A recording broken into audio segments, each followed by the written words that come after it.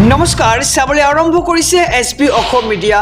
আজি হৈছে ৩ আগষ্ট। অসমৰ লগতে ভাৰতৰ বিভিন্ন প্ৰান্তৰ পৰা আজি ৰাতিপুৱাৰ কেইবাটাও খবৰ আহি পৰিছে। এই মুহূৰ্তত জনাইছোঁ আজিৰ প্ৰথমটো খবৰ।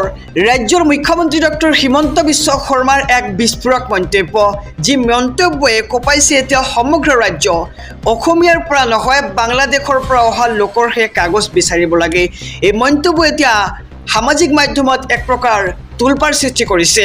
অসমীয়াৰ পৰা নহয় বাংলাদেশৰ পৰা অহা লোকৰহে কাগজ বিচাৰিব লাগে।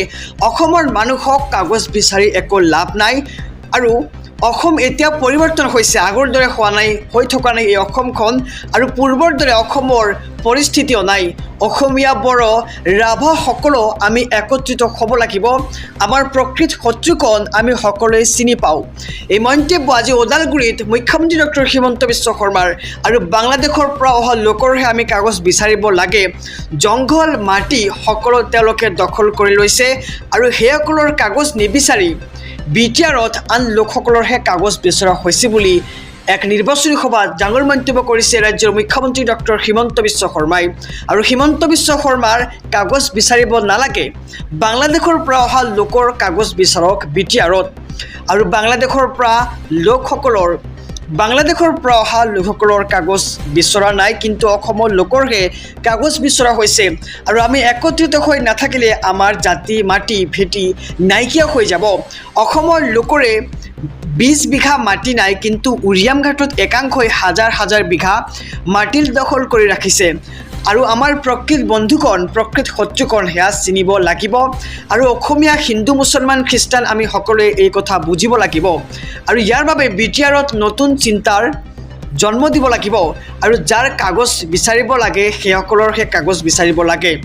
বড়োলেণ্ডত কোনো দ্বিতীয় শ্ৰেণীৰ নাগৰিক নাই, সকলোৱে প্ৰথম শ্ৰেণীৰ নাগৰিক হ'ব পাৰিব। আৰু ওদালগুৰিত এই মন্তব্য ৰাজ্যৰ মুখ্যমন্ত্ৰী ডক্টৰ হিমন্ত বিশ্ব শৰ্মাৰ। আহিছোঁ পৰৱৰ্তী খবৰৰ মাজলৈ। যি ঠাইত সন্দেহজনক লোক আছে, বিদেশী আছে, তাত আমি উচ্ছেদ কৰিমেই। বাংলাদেশী আৰু উচ্ছেদক লৈ নতুন ঘোষণা ৰাজ্যৰ মুখ্যমন্ত্ৰী ডক্টৰ হিমন্ত বিশ্ব শৰ্মাৰ। এই মুহূৰ্তৰ খবৰ সমূহ দৰ্শকৰ বাবে। যি ঠাইত সন্দেহজনক লোক আছে লগতে বিদেশী আছে, আমি তাত উচ্ছেদ কৰিমেই। বাংলাদেশী আৰু উচ্ছেদক লৈ নতুন ঘোষণা ৰাজ্যৰ মুখ্যমন্ত্ৰীৰ। আমি লক্ষ্য বান্ধি লৈছোঁ, কামত আগবাঢ়ি আছোঁ, এনেদৰে মন্তব্য কৰিছে মুখ্যমন্ত্ৰী ডক্টৰ হিমন্ত বিশ্ব শৰ্মাই। আৰু অখিল গগৈ পট্টাৰ কাৰণে লাগিব, কাৰণ তেওঁৰ তাত ভোট আছে। আৰু অখিল গগৈ মন্ত্ৰীও নহয়, চৰকাৰো তেওঁৰ নাহে। আৰু উচ্ছেদ চলি আছে, চলি থাকিব, কিন্তু তেওঁতো তাত পট্টা দিয়াব নোৱাৰিব।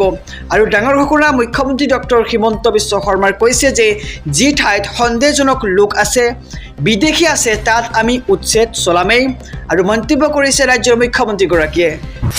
আহিছোঁ পৰৱৰ্তী খবৰৰ মাজলৈ।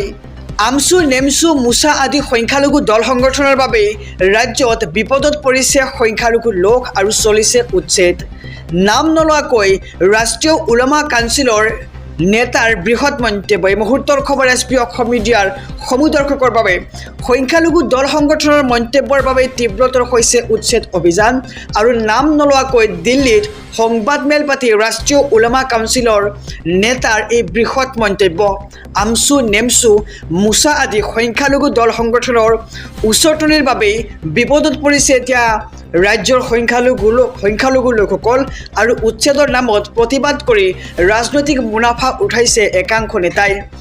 মুখ্যমন্ত্ৰীৰ সৈতে আলাপ আলোচনা কৰি সকলো সমস্যা সমাধান কৰিব পাৰিলেহেঁতেন, কিন্তু তাকে নকৰি দিছপুৰ দিল্লীত আনি দাবী ধমকি উচতনি দি আছে। আৰু এইবিলাক উচতনি বন্ধ কৰিব লাগিব। আৰু নিজে একো একোটা বিধায়ক মন্ত্ৰী হ'বৰ কাৰণে সংখ্যালঘুসকলক বিপদত পেলাইছে। মুহূৰ্তৰ খবৰ জনাইছোঁ দৰ্শকক যে এতিয়া একাংশ সংগঠনে সংখ্যালঘু লোকৰ হাতত কলম উঠাই দিছে। আৰু ইমান দিনে কিয় বুজি পোৱা নাছিল সেই কথা। আৰু এনেদৰেই উচ্ছেদৰ বিৰুদ্ধে সংখ্যালঘু দল সংগঠনক তীব্ৰ ককৰ্থনা ৰাষ্ট্ৰীয় উলামা কাউন্সিলৰ। আহিছোঁ পৰৱৰ্তী খবৰৰ মাজলৈ। জাতি ৰক্ষাৰ বাবে প্ৰাণ দিছিল মুছলমানে। অসমীয়া জাতিক বিভাজন কৰিবলৈ দিয়া নহ'ব। আৰু এই হুংকাৰ সংখ্যালঘু সংগঠনৰ এই মুহূৰ্তৰ খবৰ দৰ্শকৰ বাবে অসমীয়া জাতি ৰক্ষাৰ বাবে প্ৰাণ দিছিল মুছলমানে আৰু অসমীয়া জাতিক অপমান কৰিলে আমি কেতিয়াও সহ্য নকৰোঁ। মিয়ালেণ্ড বিচাৰি অসমীয়া জাতিক বিভাজনৰ চেষ্টা কৰিছে একাংশই আৰু কিন্তু কোনোপধ্যেই অসমীয়া জাতিক বিভাজন কৰিবলৈ দিয়া নহ'ব। চৰকাৰী ভূমি দখল কৰা সকলৰ বিৰুদ্ধে মানৱীয়তাৰ কোনো কথা নাই আৰু সুবিধা পালেই পূৰ্ববংগীয় মূলৰ লোকে দখল কৰে চৰকাৰী ভূমি আৰু নামনি অসমত সন্দেহজনক লোকৰ আগ্ৰাসনে সংকটত পেলাইছে খিলঞ্জীয়া মুছলমানসকলক আৰু ধৰ্মীয় আৱেগ দেখুৱাই সন্দেহজনক লোকে সংখ্যালঘু এলেকাত চলাইছে আগ্ৰাসনৰ চেষ্টা আৰু উচ্ছেদক সমৰ্থন জনাই লখিমপুৰত গৰীয়ামৰীয়া দেশী জাতীয় পৰিষদৰ সংবাদমেল আৰু অসমীয়া জাতি ৰক্ষাৰ বাবে প্ৰাণ দিছিল মুছলমানসকলে আৰু কেতিয়াও এই জাতিক ধ্বংস হ'বলৈ দিয়া নহ'ব মন্তব্য কৰে সংখ্যালঘু সংগঠনে। আহিছোঁ পৰৱৰ্তী খবৰৰ মাজলৈ। এইবাৰ বিশ্বনাথত বেদখলকাৰীৰ বিৰুদ্ধে চলিব প্ৰশাসনৰ বুলডজাৰ। জাপৰিগুৰিৰ ৩০৭টা সংখ্যালঘু পৰিয়াল লৈ উচ্ছেদৰ জাননী।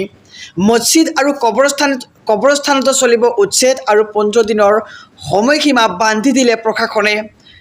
চৰকাৰী চৰণীয়া পথাৰৰ মাটি দখল কৰি আছিল একাংশ লোকে আৰু জাননীৰ পাছতেই হাহাকাৰ লাগিছে শ শ মুছলমানৰ মাজতে। এই মুহূৰ্তৰ খবৰ জনাইছোঁ। এইবাৰ উচ্ছেদ চলিব জাপৰিগুৰিৰ ৩০৭টা সংখ্যালঘু পৰিয়ালৰ ঘৰত।